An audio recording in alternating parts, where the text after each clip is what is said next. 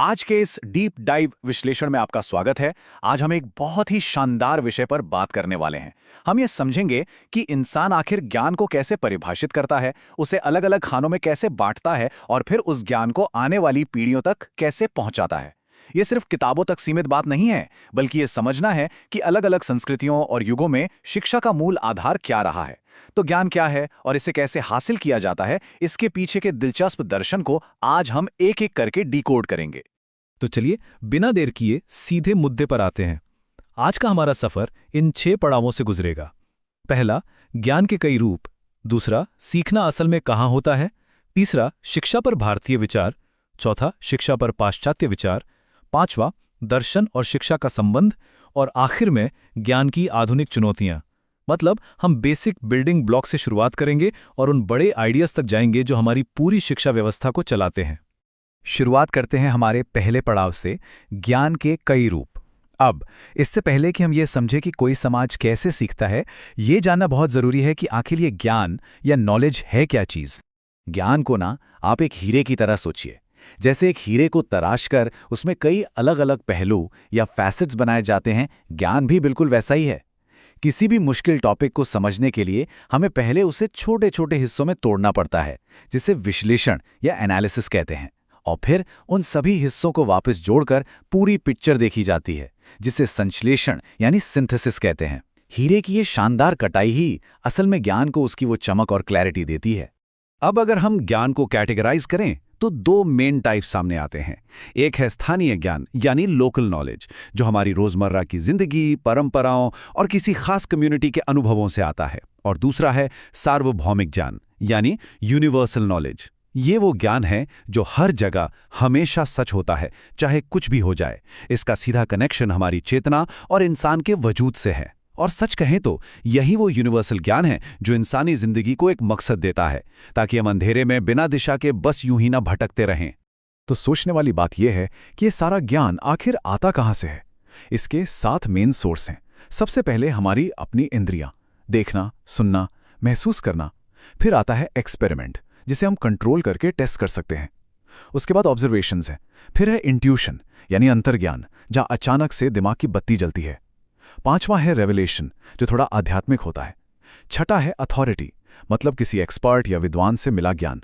और आखिर में सबसे अहम, लॉजिक या तर्क। ये सातों मिलकर हमारी समझ का पूरा ढांचा तैयार करते हैं। और ये बहुत ही बेहतरीन तरीके से हमें सैद्धांतिक और व्यवहारिक ज्ञान का फर्क समझाता है। सैद्धांतिक ज्ञान यानी थ्योरी हमें क्यों का जवाब देती है, मॉडल्स और एग्जाम्पल्स के जरिए। लेकिन व्यवहारिक ज्ञान यानी प्रैक्टिकल नॉलेज हमें कैसे का जवाब देता है। और ये कोई जन्मजात टैलेंट नहीं है, बल्कि इसे एक्सपीरियंस और प्रैक्टिस से ही हासिल किया जाता है। एक कंप्लीट एजुकेशन के लिए इन दोनों का आपस में जुड़ना बिल्कुल जरूरी है। सिर्फ थ्योरी या सिर्फ प्रैक्टिकल से बात नहीं बनती। चलिए अब दूसरे हिस्से पर आते हैं, सीखना वास्तव में कहाँ होता है। अब परिभाषाओं से थोड़ा बाहर निकलकर असली दुनिया में चलते हैं, जहां ये सारा ज्ञान असल में अगली जनरेशन को पास ऑन किया जाता है। सीखने का सबसे फॉर्मल सेंटर है स्कूल। लेकिन यहाँ एक बहुत ही मजेदार फैक्ट है। ये जो शब्द है ना स्कूल, ये ग्रीक शब्द स्कोले से आया है, जिसका असल मतलब सुन के शायद आप हैरान रह जाएं। इसका मतलब होता है फुर्सत या लेजर, क्योंकि पुराने जमाने में सिर्फ अमीर लोगों के पास ही इतना खाली वक्त होता था कि वो पढ़ाई कर सकें। आज के इतने बिजी और कॉम्पिटिटिव एजुकेशन सिस्टम को देख के ये फुर्सत वाली बात थोड़ी मजाकिया लगती है ना। देखा जाए तो सीखने के 2 मेन सेंटर होते हैं, एक हमारा स्कूल और दूसरी हमारी कम्युनिटी। स्कूल एक फॉर्मल एजेंसी है, जहां एक प्रॉपर स्ट्रक्चर के अंदर समाजीकरण होता है और जो हमारी परंपराओं को सहेज कर रखता है। इसके उलट कम्युनिटी एक इनफॉर्मल एजेंसी है। ये लोगों को कॉमन वैल्यूज के जरिए एक साथ जोड़ती है और म्यूजियम्स या आर्ट सेंटर्स जैसी जगहों के जरिए लगातार इनफॉर्मल एजुकेशन देती रहती है। अब क्योंकि स्कूल और समाज दोनों ही इतने ज़रूरी हैं, तो इनके बीच एक मजबूत पुल बनाना भी तो बनता है ना। इसके लिए कुछ बहुत ही लॉजिकल और प्रैक्टिकल कदम उठाए जा सकते हैं, जैसे लोकल एडवाइजरी कमेटी बनाना, स्कूल के फंक्शंस में समाज के लोगों को बुलाना, स्कूल की बिल्डिंग्स का इस्तेमाल कम्युनिटी के कामों के लिए करना, या फिर एडल्ट एजुकेशन क्लासेस चलाना। इन सब चीज़ों से स्कूल और समाज एक दूसरे के काफ़ी करीब आ जाते हैं। और पता है, स्कूल और समाज असल में जिस चीज को आगे बढ़ाते हैं वो है हमारी संस्कृति या कल्चर। कल्चर का मतलब है किसी भी समाज के जीने का पूरा तरीका। इसके दो हिस्से होते हैं। पहला, भौतिक संस्कृति, जिसमें टूल्स, कपड़े, बिल्डिंग्स और टेक्नोलॉजी जैसी इंसानों की बनाई चीजें आती हैं। और दूसरा है गैर भौतिक संस्कृति, यानी हमारे आइडियल्स, वैल्यूज, भाषा और ट्रेडिशंस। शिक्षा हमारी संस्कृति को आकार देती है और बदले में संस्कृति ये तय करती है कि शिक्षा के गोल्स क्या होंगे। अब हम तीसरे सेक्शन की तरफ बढ़ते हैं, शिक्षा पर भारतीय विचार। चलिए उन महान दार्शनिकों के विचारों को समझते हैं जिन्होंने हमारी शिक्षा की नींव रखी है, खासकर प्राचीन भारतीय दर्शन के गहरे नजरिए से। भारतीय दर्शन में शिक्षा का मतलब सिर्फ कोई स्किल सीखना नहीं है, बल्कि परम सत्य की खोज करना है। यहाँ हम 3 अहम विचारधाराओं को निष्पक्ष रूप से देख सकते हैं। सांख्य दर्शन का मानना है कि ब्रह्मांड प्रकृति यानी मैटर और पुरुष यानी चेतना से बना है। इसमें 25 तत्वों का ज्ञान ही मोक्ष का रास्ता है। फिर आता है अद्वैत वेदांत, जो कहता है कि केवल ब्रह्म ही एकमात्र सत्य है और ये दुनिया एक माया है। यहाँ सच्चे ज्ञान से ही मुक्ति मिलती है। और इसके ठीक उलट द्वैत वेदांत का मानना है कि ईश्वर, आत्माएं और ये दुनिया तीनों अलग हैं और हमेशा रहने वाले हैं, और यहाँ मुक्ति का रास्ता भक्ति से होकर जाता है। ये अलग अलग नजरिए शिक्षा के पूरे गोल को ही बदल कर रख देते हैं। चलिए अब आगे बढ़ते हैं और देखते हैं कि पश्चिम में यह कैसे विकसित हुआ। हमारा चौथा सेक्शन है शिक्षा पर पाश्चात्य विचार। वेस्टर्न फिलॉसफी में हमें 2 बिल्कुल अपोजिट विचारधाराएं देखने को मिलती हैं। एक तरफ है आदर्शवाद यानी आइडियलिज्म, जो मानता है कि मन और आत्मा ही अल्टीमेट सच हैं। इसमें टीचर सेंटर में होता है, जो एक आइडियल रोल मॉडल की तरह बच्चों का स्पिरिचुअल गाइडेंस करता है। दूसरी तरफ है प्रकृतिवाद यानी नेचुरलिज्म। ये आध्यात्म को पूरी तरह से नकार देता है और कहता है कि सिर्फ नेचर और मैटर ही असली हैं। इसमें बच्चों को फुल फ्रीडम दी जाती है ताकि वो खुद के एक्सपीरियंस से सीखें, और यहाँ टीचर सिर्फ एक ऑब्जर्वर होता है। और फिर इन सब के बीच एक बहुत ही प्रैक्टिकल विचारधारा सामने आती है, प्रयोजनवाद या प्रैग्मेटिज्म। इसका कोर आइडिया बहुत सीधा है, सच वही है जो असल जिंदगी में काम करे।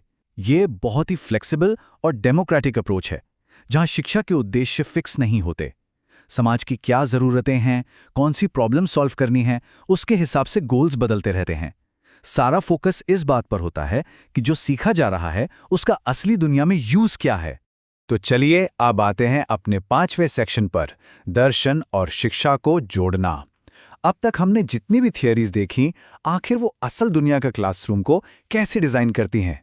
आइए इस कनेक्शन को डिकोड करते हैं।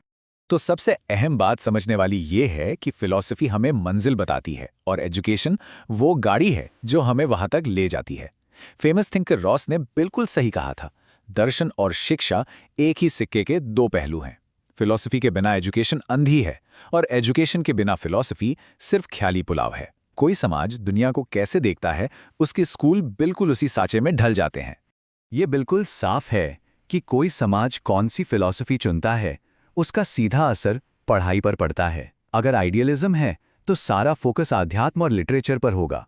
अगर नेचुरलिज्म है तो फोकस सर्वाइवल पर होगा और मेन सब्जेक्ट्स साइंस के होंगे। और अगर समाज प्रैग्मेटिज्म को मानता है तो पढ़ाई पूरी तरह से प्रैक्टिकल सब्जेक्ट्स और सोशल साइंस के इर्द गिर्द घूमेगी। मतलब जैसे ही दर्शन बदलता है, क्लासरूम का पूरा माहौल और नियम बदल जाते हैं। और अब हम पहुंच गए हैं अपने आखिरी सेक्शन पर, ज्ञान की आधुनिक चुनौतियां। चलिए अब पास्ट की थ्योरीज से निकलकर सीधे आज के समय में आते हैं और देखते हैं कि आज के एजुकेशन सिस्टम की नींव में क्या दरारें आ रही हैं। आजकल हमारी शिक्षा व्यवस्था कई बड़ी चुनौतियों का सामना कर रही है। सबसे पहला कंफ्यूजन तो यही है कि ज्ञान की असल डेफिनेशन क्या है। फिर हमारी पारंपरिक आध्यात्मिक वैल्यूज और मॉडर्न साइंस के बीच लगातार एक टेंशन बनी रहती है। और सबसे बड़ी बात, इतनी हाई एजुकेशन के बाद भी जो बेरोजगारी और असंतोष हम देख रहे हैं, वो साफ बताता है कि सिर्फ डिग्रियां बांटना ही काफ़ी नहीं है। इसके साथ ही कैरेक्टर बिल्डिंग और इंटरनेशनल अंडरस्टैंडिंग जैसी चीज़ों को तो जैसे पूरी तरह इग्नोर ही कर दिया गया है। अब जो बात यहाँ सबसे ज्यादा चौंकाने वाली है वो ये कि आज पूरी दुनिया का ज्ञान हर 10 साल में डबल हो रहा है। इसे कहते हैं नॉलेज एक्सप्लोजन। सोचिए, जो नॉलेज पहले कई पीढ़ियों में जाके बदलती थी, वो अब सिर्फ एक डिकेड में आउटडेटेड हो जाती है। इसका सीधा सा मतलब यह है कि अब हम स्कूल कॉलेज खत्म होने के बाद सीखना बंद नहीं कर सकते।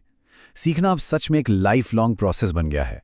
तो इस पूरे विश्लेषण के अंत में हम एक बहुत ही गहरे सवाल पर आके रुकते हैं। अगर ज्ञान वाकई हर 10 साल में इतनी तेजी से दुगना हो रहा है, तो शिक्षा का अल्टीमेट गोल क्या है? क्या ये सिर्फ एक अंधी दौड़ है जिसमें हमें हर हाल में बस अपडेटेड रहना है, या फिर हमें रुककर ये समझना चाहिए कि इंसान आखिर ये सब सीख ही क्यों रहा है?